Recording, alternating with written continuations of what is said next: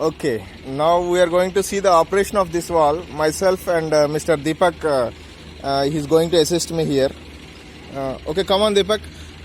First we will, this valve is in closed condition. Now we will open it. This can be opened by turning this hand wheel anti-clockwise direction. Okay.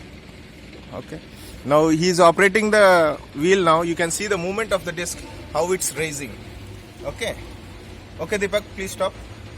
You have seen that the disc has risen this around 30 mm and all, 30 mm maybe approximately. Okay, now you can clearly see the seat and the disc separated. Okay, when this gap is more amount of the fluid or the whatever the media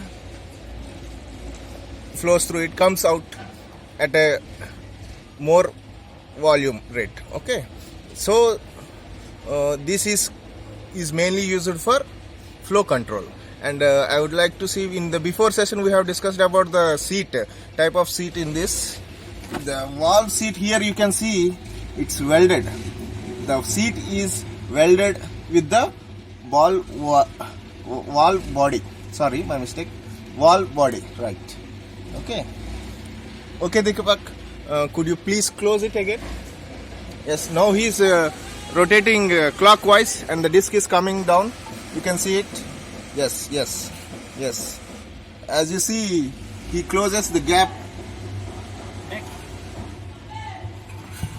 Yes, we have seen the small gap also got closed. In such kind of precision flow control can be done with this through globe valve. Thank you, Deepak.